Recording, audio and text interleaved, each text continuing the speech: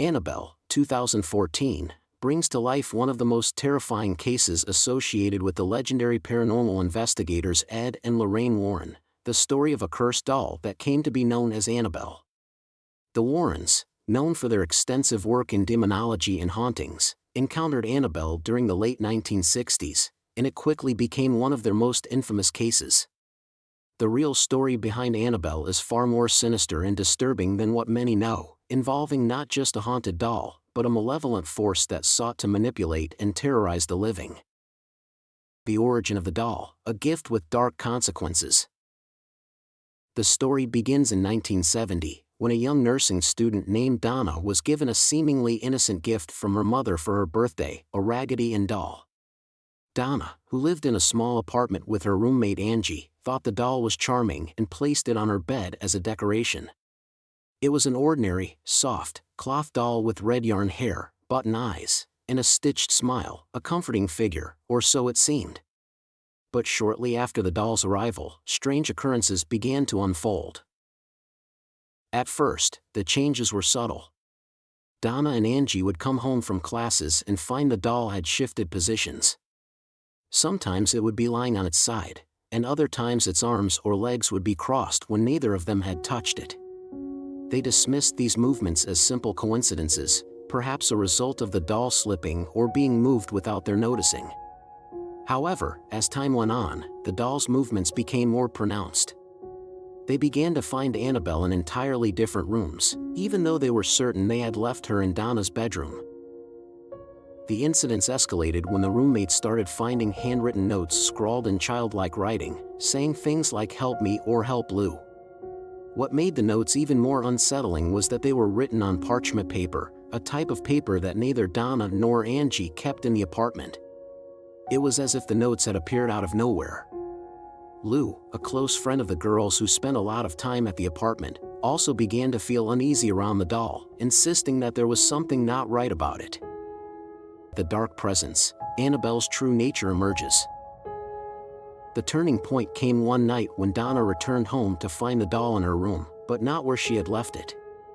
Instead, Annabelle was sitting on her bed, with what appeared to be blood, or some red liquid, on its hands and chest. Horrified, Donna and Angie decided to seek help. They contacted a medium who agreed to conduct a seance in an attempt to uncover what was happening. During the seance, the medium claimed to sense the presence of a spirit named Annabelle Higgins. According to the medium, Annabelle was the spirit of a young girl who had died tragically on the property before the apartment complex was built. The spirit, as the medium explained, had felt comforted by Donna and Angie, and wanted to stay with them by inhabiting the doll.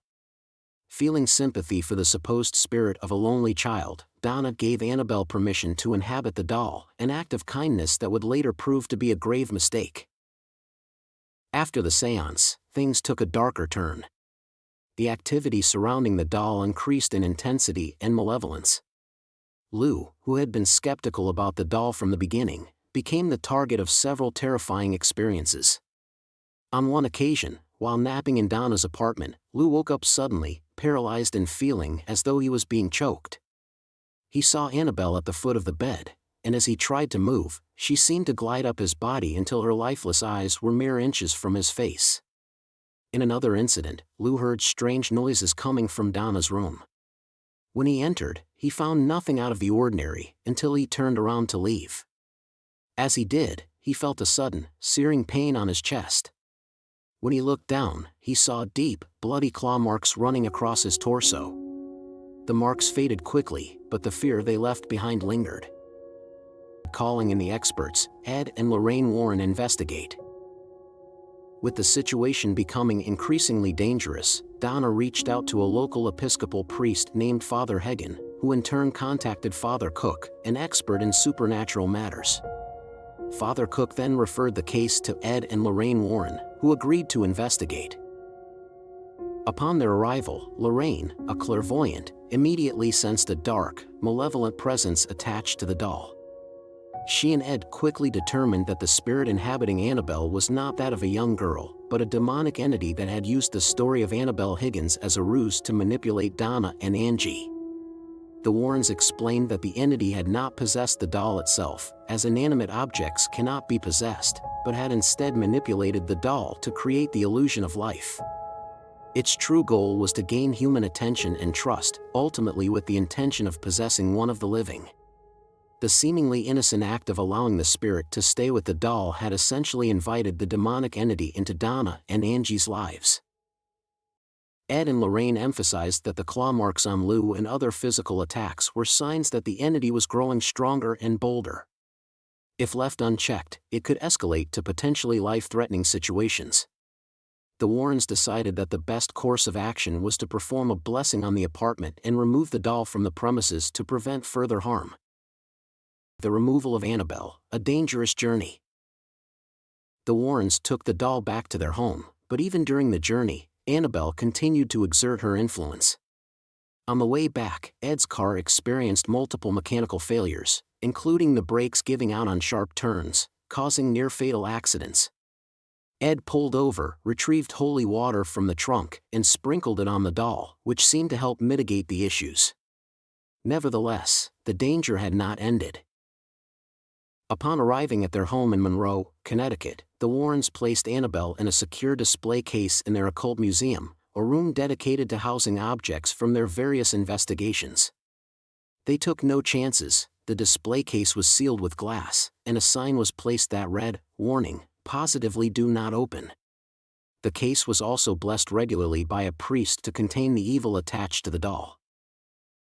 #Annabelle's ongoing influence, hauntings and tragedies. The Warrens' occult museum became known for its collection of cursed and haunted items, but Annabelle was the most infamous. Despite being locked away, the doll still seemed to exert its influence on those who came too close or failed to take its warnings seriously. One of the most well-known incidents occurred when a young man visiting the museum with his girlfriend mockingly banged on the glass of Annabelle's case, taunting the doll and challenging it to do its worst. Ed quickly escorted the couple out, warning them of the dangers of provoking such a powerful entity. On the way home, the young man lost control of his motorcycle and crashed into a tree. He died instantly, while his girlfriend survived but was left severely injured. According to her account, they had been laughing about the doll moments before the accident. Even Lorraine Warren reported that there was always an unsettling feeling when she approached the doll's display. She said that she could feel a malevolent presence emanating from it, as if it was still watching and waiting for its chance to escape. The Legacy of Annabelle, a warning from beyond. The tale of Annabelle is more than just a story about a haunted doll, it serves as a cautionary tale about the dangers of meddling with the supernatural. Ed and Lorraine Warren frequently warn people about the risks of inviting unknown entities into their lives, whether through occult practices, seances, or even just giving attention to haunted objects. According to the Warrens, Annabelle was one of the most dangerous cases they ever encountered, not because of the doll itself, but because of the powerful and cunning entity that used it as a conduit to the human world. The legend of Annabelle grew far beyond the confines of the Warrens' museum, inspiring books, documentaries, and of course, the Annabelle film series.